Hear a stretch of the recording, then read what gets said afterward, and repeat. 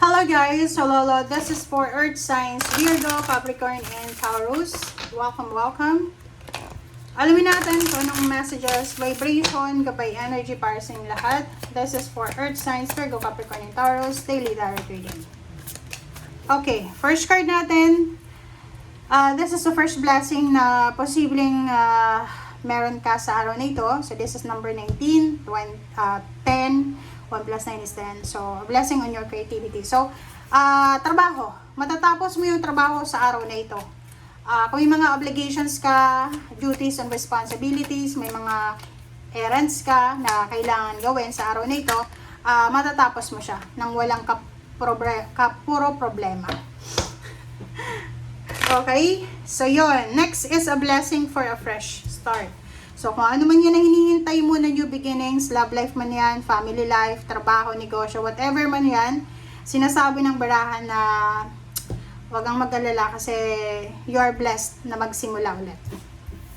Okay. And parang sinasabi ng barahan sa'yo, every day is a blessing. Every day, there's an opportunity para makapagsimula tayo ng bagong buhay, bagong hobbies, bagong habits, may pag-asa. Everyday may pag-asa. Okay.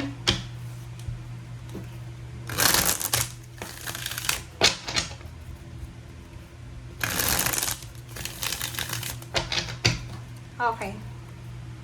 Oops, sorry. Earth signs. Earth signs, first card natin is Ace of Pentacles. This is your energy. 8 of Pentacles. Strength, wow. 2 of Swords. Okay, Page of Wands. And then 10 of Wands. Okay, tingnan mo yung baraha mo. Kuma tayo dito ng 6 para kuha natin lahat ng information, energy. And sa ilalim mo dito, ay victory in success and 0 the fall. Oh, ganun talaga oh.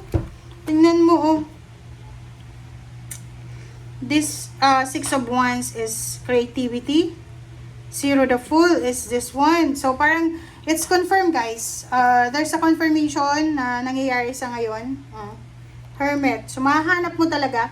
So, if you're looking for motivation or whatever man yan, sa araw na ito, sinasabi ng barahan na lahat daw ng sisimulan mo, if you take a risk na magsimula, parang ganon. If you take a risk na magsimula ka, mag-apply ng trabaho, mag-business, mag-travel, mag-relocate, whatever man na actions ang gagawin mo sa araw na ito, eto daw magdadala sa'yo ng victory and success. Importante yung araw na ito, guys. Okay? Importante. So, kung ano man itong gagawin mo simula ngayon, sinasabi ng baraha sa'yo na isang risky decision, isang new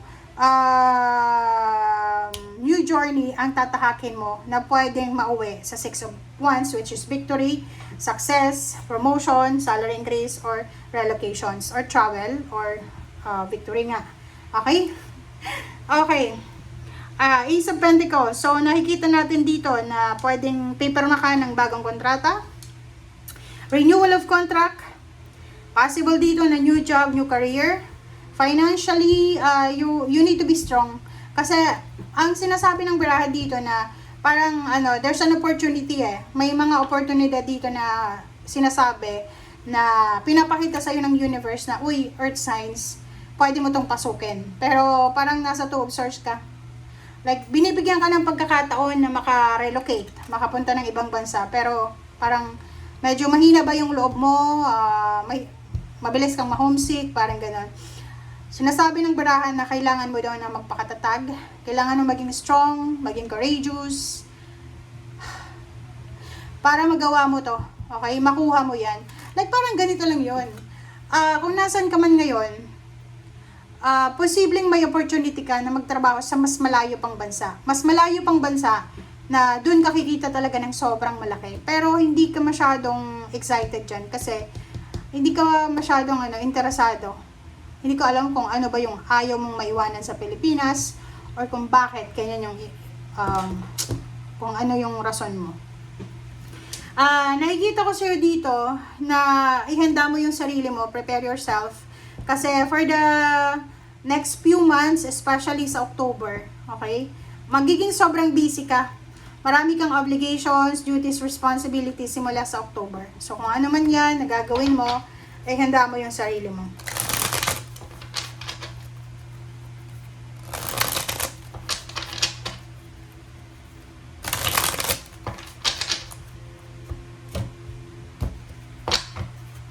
Okay.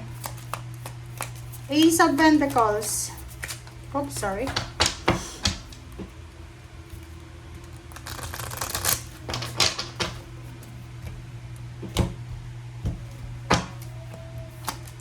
Okay, Ace of Pentacles, Knight of Swords, Eight of Pentacles, Two of Cups, Strength, King of Coins, Two of Swords, Two of Wands, Page of Wands, Six of Wands. Wow, dalawa yung Six of Wands mo.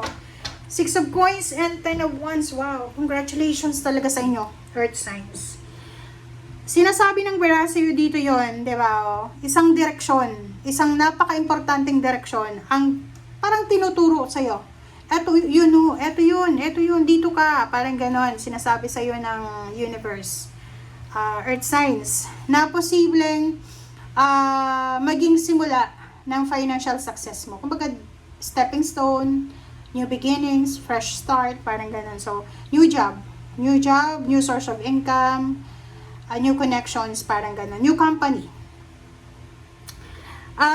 Nakikita natin dito, hindi lang trabaho, business din. So, kung business person ka, pwede mo din subukan yung pagbe-business. Kasi sinasabi ng barahan na pwede ka din na maswerte ka or suswertehin ka din lalo na sa pakikipag-collaborate and pakikipag-partner sa negosyo.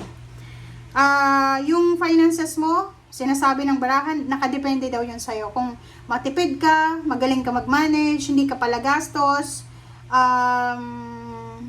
talagang financially you will be stronger.